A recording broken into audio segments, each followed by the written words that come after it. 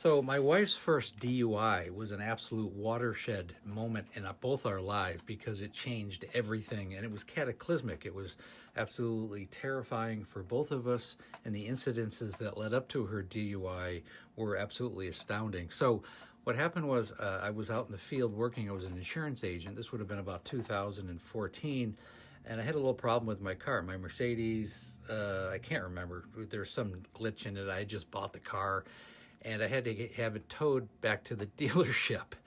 And unfortunately, the tow truck wanted, I was like $150 or whatever to get there. So we got there, I opened up my wallet, and my ATM card was gone, and my credit card was gone that I normally had because my wife had taken it out.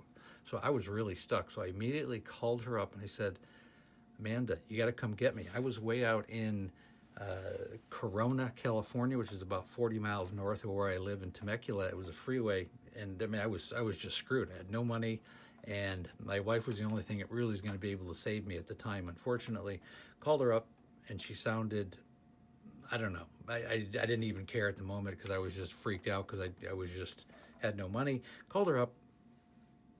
She sounded a little bit inebriated. She said she'd be there as soon as she can, and she's on her way. And she didn't really want to come, but I said, look, I got no other way to get home.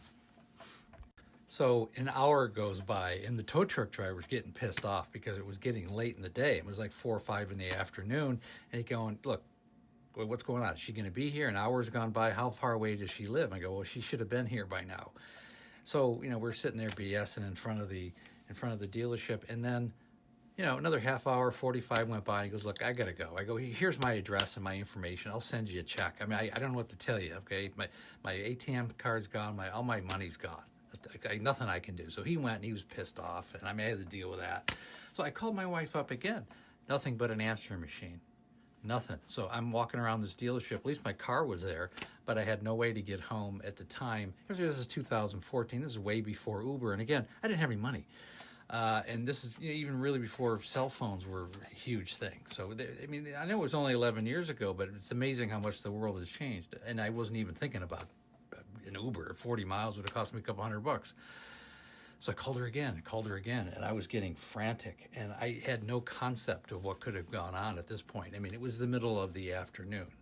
So another hour went by, kept calling her. This time, the dealership was starting to close. I mean, I think it was like 8 o'clock at night by then. It was starting to get dark. It was, summer, but it was starting to get dark, and I was getting absolutely frantic. And before all these people go, oh, you should have done this and should have done that, and why didn't you do this? Well, this is what I did, okay? Because at the time, this was the best option, and it has nothing to do with disparaging anybody. This is the situation that this disease will put family members in. It'll put you in unbelievably uncompromising positions because you're not dealing with rationality. So around, I think it was 8:30 or 9, I called my son up, and at the time, I think he was about 14 years old, and he goes, Dad, it's getting dark. Nobody's home. And I'm like, Mom's not home? Do you know where she is? No, I haven't seen her. I got home around 3 and she wasn't home. Okay, so what do you want to do, Griff? I mean, why don't I have you go to some friend's house up the street? They had good friends, and why don't you stay with them? Because I know the house is getting dark and it gets kind of scary at night. He said, good idea. So he ended up, going and doing his homework at a buddy's house around the corner, and they were fine with him staying that night. But just to put him in that position as well was ticking me off, and I was stuck. My office was about a mile away, and I was thinking about walking to my office and just spending the night in the office until I could get a ride the next morning because it was getting so late. Kept calling again. Nothing. So it was around 10 o'clock. By then, I'd probably been there 6-7 hours. I really had no idea what to do, and the dealership was long since closed, and I had gotten some dinner across the street. I'm not sure how I remember doing that. I think I might have had some kind of credit there or something.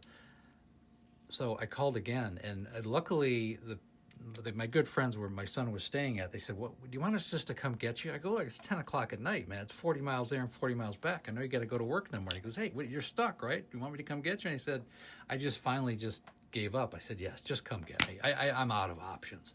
And I've been here for hours. This is just insane. I don't know where Amanda went. I don't know what happened. I hope nothing bad happened." And I was really getting freaked out. So he picked me up. His name was Mark. Good family friend, lived around the corner. Griffin was going to spend the night there. He ended up coming to get me. By the time I got home, it was like 11:30, 12 o'clock almost midnight. And I got home to a dark house. Nobody was home. Amanda wasn't there. And I was like, what is going on? I could have imagined what's going on. She had never gotten a DUI, but I would not have been surprised. And the fact that there was no phone call and it just seems like she disappeared. I was exhausted. I remember I just went to bed. I said, well, I'll find out in the morning. There's nothing I can do here. If I don't hear anything in the morning, I'll call the police in the morning.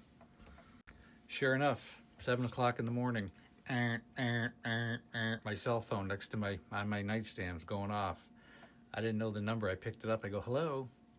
It was Amanda. She goes, Andy, I got arrested.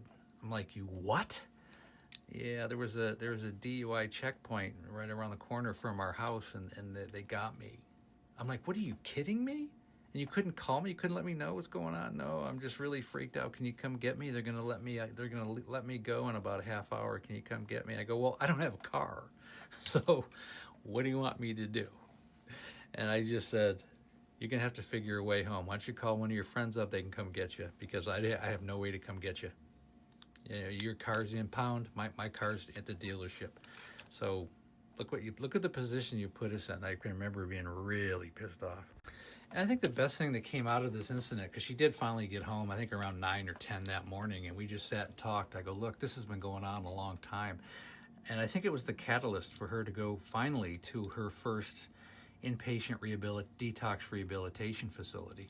And I she agreed, because it was probably a good idea, because she obviously was going to have a court case, and if she was going and working on herself, she thought it would have looked better for the courts, which is never the best incentive. She should be doing it for herself. Unfortunately, that wasn't the case. That was her first DUI, and it was a real tragedy. I think the impound of the car was about $650. That was just the start. I think the fines were in the thousands of dollars. And that was just the beginning of her first DUI, one of 4. And again, you can read about this and so much more in Amanda, A Cautionary Tale of Alcoholism. Link is in the link tree. There's an international link. You can purchase this anywhere in the world. It's also available on Amazon. And then the ebook is also available on Amazon, of course, Barnes & Noble, and the Apple website. Thanks for listening.